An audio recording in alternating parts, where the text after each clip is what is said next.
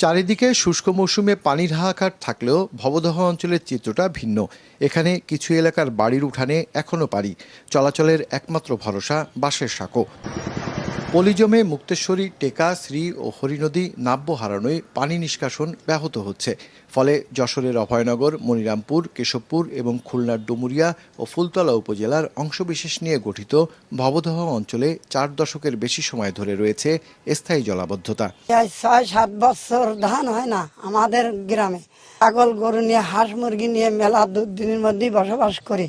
ভোটের সময় তা এসে আমাদের দেখা দেয়, কিন্তু কথা দিয়ে যায় যে আমরা এইটা করব ওইটা করব, কিন্তু আসলেই বাস্তবে সেটা তারা করে না। সংকট কাটাতে এবার সেনাবাহিনীর তত্ত্বাবধানে 140 কোটি টাকা ব্যয়ে 81.5 কিলোমিটার নদী পুনঃখনন সহ মোট 3টি প্রকল্পের কাজ শুরু করেছে পানি উন্নয়ন বোর্ড। তবে স্থানীয়দের দাবি, পরিকল্পিত জোয়ার আধার বা টিআরএম চালু ছাড়া এই খনন কেবল অর্থের অপচয়।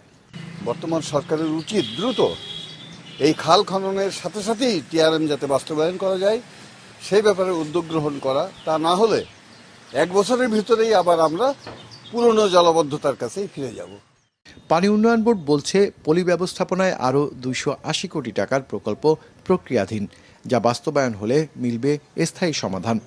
সেনাবাহিনী নদী পুনঃখনন কাজ সমাপ্ত করার সাথে সাথে আমরা যদি এই পলি ব্যবস্থাপনার প্রকল্পটাও চালু করতে পারি, তাহলে দীর্ঘস্থায়ী একটা সমাধান হয়ে যাবে এবং ভবদহ মানুষের দীর্ঘদিনের যে কষ্ট দুঃখ, এটা আর অন্তত জলাবদ্ধতা সংক্রান্ত এই বিষয়টা তাদের থাকবে না।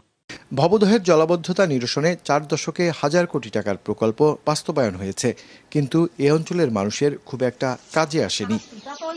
মাছরাঙা নিউজ ডেস্ক।